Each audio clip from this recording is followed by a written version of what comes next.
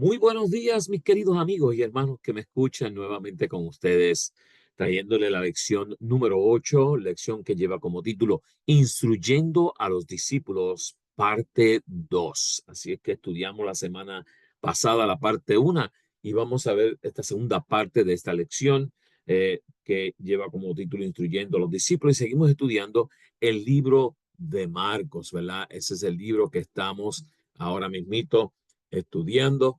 Así es que veamos lo que nos dice el versículo para memorizar. Dice, porque el Hijo del Hombre tampoco vino para ser servido, sino para servir y dar su vida en rescate por muchos. Marcos 10:45. Este texto es sumamente importante, sumamente bonito, ¿verdad?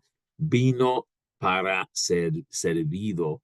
No vino para ser servido, sino para servir, mis queridos. Así que qué bonito saber que Jesús vino para tratar de hacer algo contigo y conmigo, ¿verdad? Quiere servirnos, quiere darnos todo lo que necesitamos sin esperar nada a cambio. El estudio de esta semana cubre Marcos 10, donde se completa la sección especial en la que Jesús instruye a sus discípulos en preparación para la cruz. Casi la mitad del capítulo tiene que ver con los discípulos mismos y el resto con asuntos importantes para el discipulado, pero presentados desde la perspectiva de la lente de personas que interactúan con Jesús. Los fariseos vienen y discuten con él sobre el divorcio. Los primogenitores traen a sus hijos para que Jesús los bendiga. Un rico pregunta acerca de la vida eterna y un ciego pide la vista. En este capítulo de Marcos contiene importantes enseñanzas acerca de lo que significa seguir a Jesús, particularmente en lo que se refiere a nuestra vida aquí y ahora. El matrimonio, los hijos, cómo relacionarse con las riquezas y el costo y la recompensa de seguirlo. El incidente más destacado de la sección es la curación de un segundo hombre ciego, allá en Marcos 10:46 al 52, y que cierra el paréntesis de la sección, y es una hermosa ilustración tanto del costo de seguir a Jesús como de sus resultados. Y juntas, estas enseñanzas preparan al seguidor de Jesús, tanto a los discípulos de hace 2000 años como a los actuales, para los desafíos que conlleva el discipulado. Así que vamos a escudriñar esta lección sumamente para ver qué son estos desafíos, ¿verdad? Que vamos a estar teniendo que enfrentar. Y quiero que veamos lo que vamos a estar estudiando esta semana. Así que dice, todos anhelaban la llegada del reino, pero ¿comprendían realmente lo que esto significaba? El reino que Jesús había venido a establecer era totalmente diferente al que ellos esperaban. Mis queridos, el pueblo de Israel estaba tan confundido, creían que por fin iban a salir, iban a ser liberados, un rey nuevo en tierra. No entendían este reino. Mientras se aproximaba cada vez más a Jerusalén, Jesús instruyó a sus discípulos acerca de cómo deben vivir y pensar los ciudadanos del reino. Se enfocó en enseñar a sus discípulos cómo liderar la iglesia que pronto se fundaría: servicio, tolerancia y amor.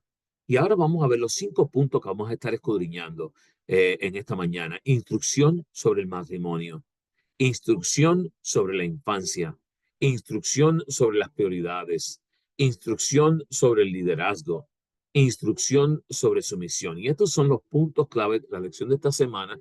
Y vamos a estar tocando todo lo que es el capítulo 10 de Marcos. Así es que posiblemente hagamos referencia ya al capítulo 10 para que podamos también entenderlo, porque es sumamente importante llevar la Biblia junto con el tema para que podamos comprenderlo, ¿verdad? No haya ninguna diferencias ni ideas que no sean claras a través de la palabra de Dios. Dice las instrucciones sobre el matrimonio. Por tanto, lo que Dios juntó, no lo separe el hombre, en Marcos 10:9. Los fariseos plantearon a Jesús si era legal que el marido se divorciase o repudiase a su mujer.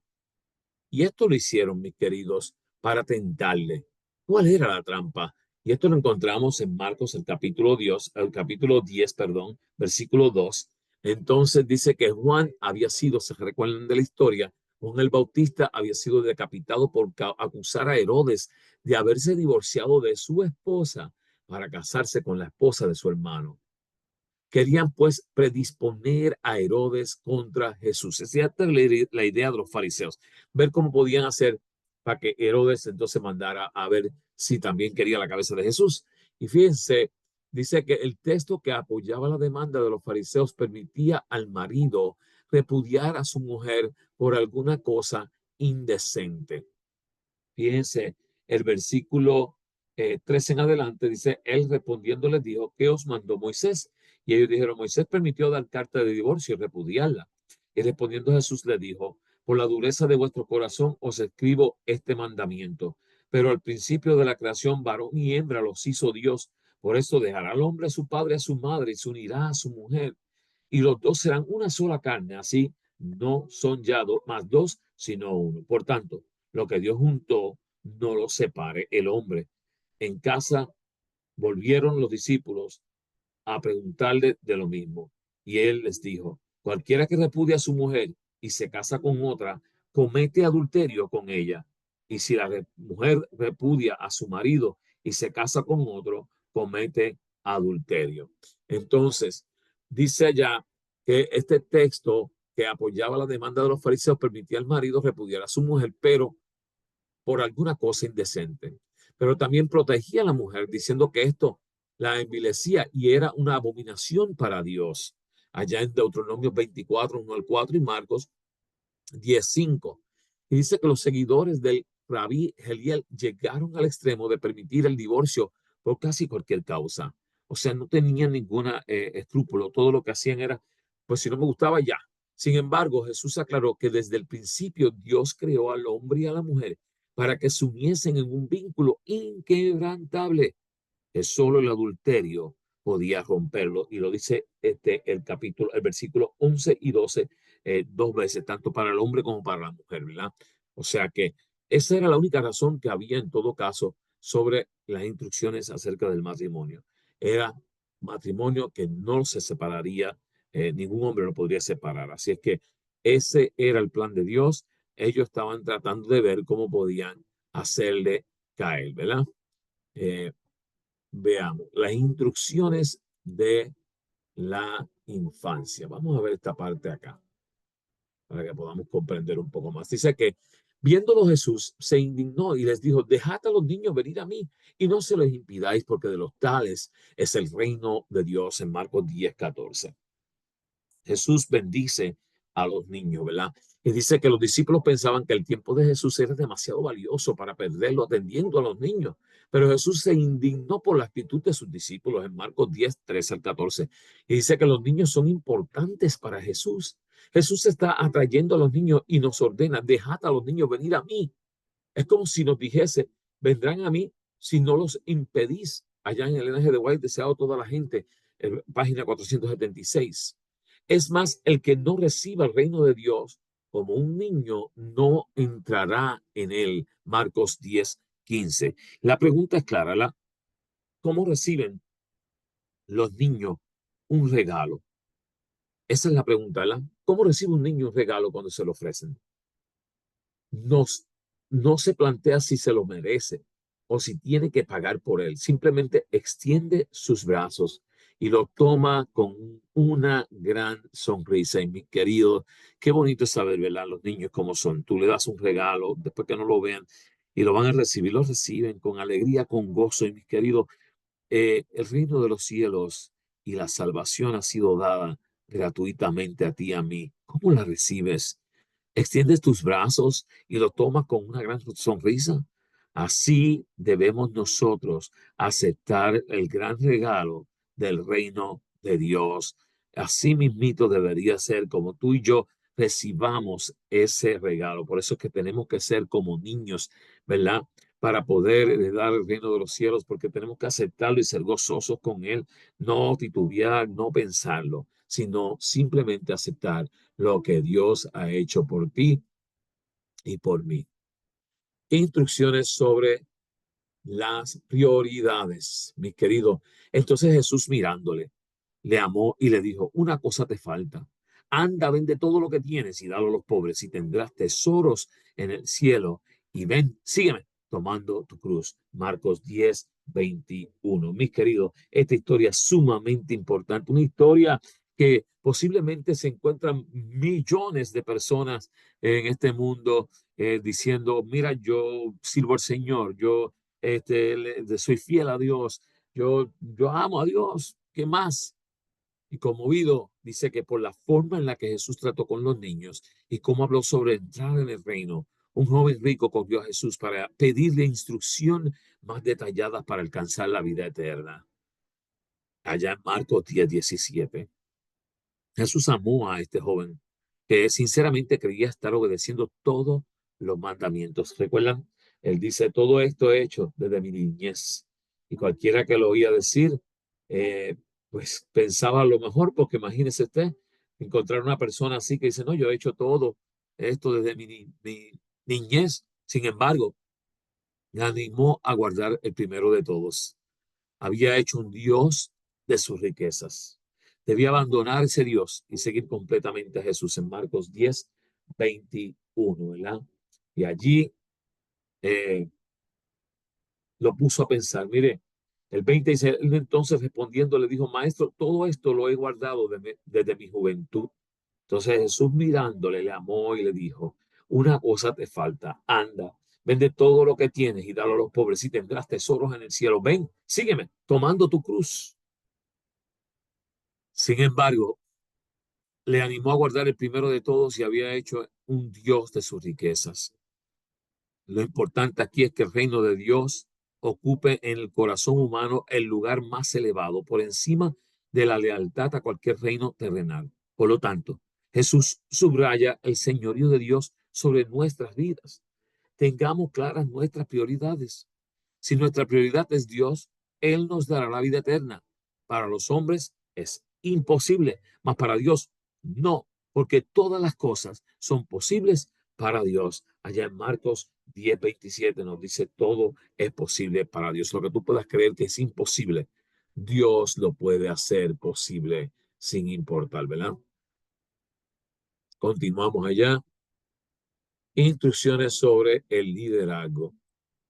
Y esta es muy buena instrucción sobre el liderazgo, porque dice allá, pero no será así entre vosotros, sino que el que quiera hacerse grande entre vosotros será vuestro servidor. En Marcos 10:43. Mis queridos, eh, algo sumamente importante. La Jacobo y Juan querían asegurarse de estar cerca de su Señor cuando Él reinase.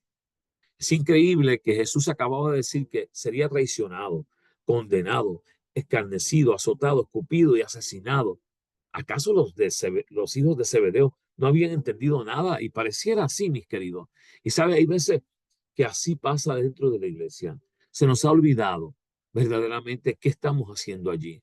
El que yo pueda ser un anciano, el que yo pueda ser un diácono, un director de diácono, director de obra misionera, de jóvenes, etcétera, escuela sabática, no quiere decir que yo soy lo mejor que hay en la iglesia.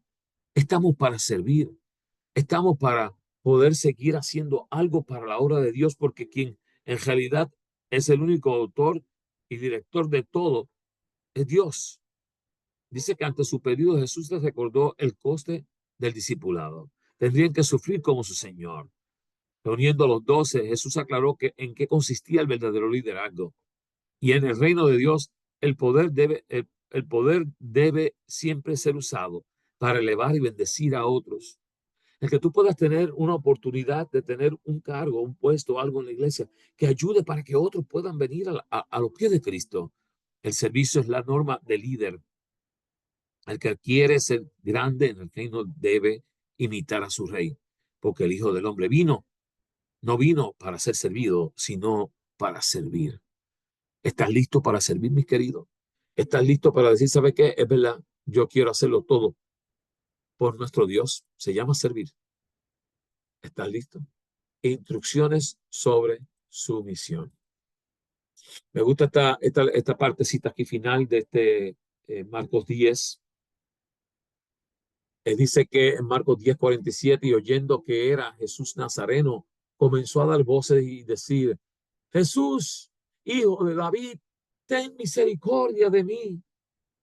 Qué bonito, ¿verdad? Miren, les voy a leer el recuento para que podamos entender más. Dice que entonces vinieron a Jericó y al salir de Jericó, él y sus discípulos, una gran multitud, Bartimeo, el ciego, hijo de Timeo, estaba sentado junto al camino mendigando. Y oyendo que era Jesús Nazareno, comenzó a dar voces y a decir: Jesús, hijo de David, ten misericordia de mí. Y muchos le respondían para que se callasen. Pero él clamaba mucho más: Hijo de David, ten misericordia de mí. Entonces Jesús, deteniéndose, mandó llamarle. Y llamaron al ciego, diciéndole: Ten confianza, levántate, te llama. Él entonces, arrojando su capa, se levantó y vino a Jesús. Y respondiendo Jesús le dijo: ¿Qué quieres que te haga? Y el ciego le dijo: Maestro, que recobre la vista.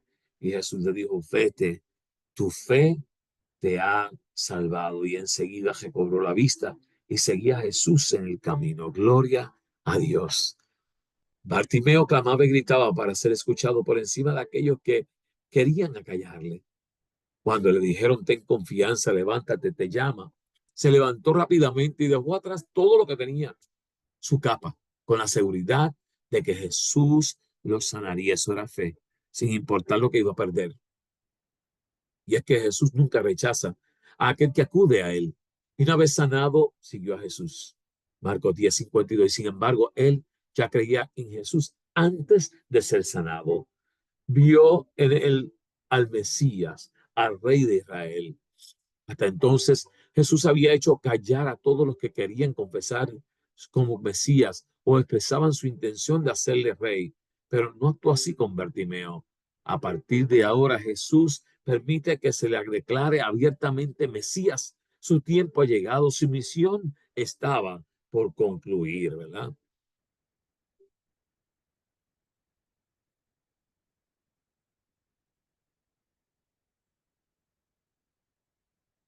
Miren lo que dice Elena G. de White en nuestra más elevada vocación. Qué maravillosa reverencia hacia la vida humana expresó Jesús en la misión de su vida. No anduvo entre la gente como un rey, exigiendo atención, reverencia, servicio, sino como uno que anhelaba servir y elevar la humanidad. Dijo que no había venido para ser servido, sino para servir. Donde quiera que Cristo veía a un ser humano, veía a uno que necesitaba simpatía humana. Mi querido, ¿tú eres así? ¿Ves a las personas y ves simpatía también y quieres brindar simpatía? Recuérdate que estos son frutos del Espíritu y son formas en que tú y yo deberíamos de estar actuando cada vez que vemos una persona y sentimos que podemos hacer algo por ello, ¿verdad? También dice en Cada día con Dios, el N. G. de White, los que creen en Cristo y caminan humildemente con Él sin luchar por la supremacía, tratan de ver qué pueden hacer para ayudar, bendecir y fortalecer las almas de los demás. Colaboran con los ángeles que sirven a los herederos de la salvación. Jesús les da gracia, sabiduría y justicia y los convierte en bendición para todos aquellos con quienes se relacionan. Mientras sus humildes son, en su propia opinión, más bendiciones reciben de Dios porque éstas no los exaltan. Usan correctamente sus bendiciones porque las reciben para impartirlas. Qué bonito, ¿verdad? Es saber qué hacen las personas cuando reciben estas bendiciones, ¿verdad? Eh, Dice que una sola cosa te falta. El libro deseado toda la gente. Jesús siempre amó a los niños, aceptaba su simpatía infantil y su amor sincero y sin afectación. Le agradecía alabanza de sus labios puros, era música para sus oídos y refrigeraba su espíritu cuando estaba oprimido por el trato con hombres astutos e hipócritas. Donde quiera que fuera el Salvador, la benignidad de su rostro y sus modales amables y bondadosos le granjeaban el amor y la confianza de los niños. En el deseo de toda la gente nos dice esto, la página 472. Y a los que como el joven príncipe ocupan altos puestos de confianza y tienen grandes posesiones, pueden parecer un sacrificio demasiado grande el renunciar a todo con el fin de seguir a Cristo. Pero esta es la regla de conducta para todos los que quieran llegar a ser sus discípulos. No pueden aceptarse algo que sea menos que la obediencia. La entrega del yo es la sustancia de las enseñanzas de Cristo. Con frecuencia es presentada y ordenada en un lenguaje que parece autoritario, porque no hay otra manera de salvar al hombre que separándolo de esas cosas que, si las conservasen, desmoralizarían todo el ser deseado de toda la gente. Página 481. Y mis queridos, de igual forma, te insto a que estas instrucciones que nos ha dado, que se le dieron a los discípulos, sean también tus instrucciones, que tú también puedas aceptar a Jesús de una manera especial y única, sabiendo que estamos para servir, para llevar a otros a los pies de Cristo Jesús. Oramos. Amante Padre que habitas en las alturas de los cielos, te damos las gracias, Señor, por la oportunidad que tú nos das de poder estar ante tu presencia, de poder servirte, de poder adorarte como tú te mereces. Y pedimos, Señor, que tú puedas ayudarnos a poder enfrentarnos cada día a este mundo con amor, con deseo de servicio, con deseo de ganarnos a estas personas que están en necesidad de Cristo. Ayúdanos y guárdanos. Te lo pedimos en el nombre de Jesús. Amén. Mis queridos, como siempre, todas las semanas te insto a que o te suscribas a mi página de YouTube, Joseph Class, o que también te suscribas al podcast o a Spotify, allá en Lección de Escuela Sabática, comentarios en su buscador. Buscas Lección de Escuela Sabática, comentarios, y te suscribes y la puedes escuchar, la puedes compartir y hazlo para que la obra de Dios pueda ser engrandecida y muchas almas puedan conocer a Cristo. Mis queridos, Dios te bendiga. Dios te guarde y que pase un excelente día. Dios te bendiga.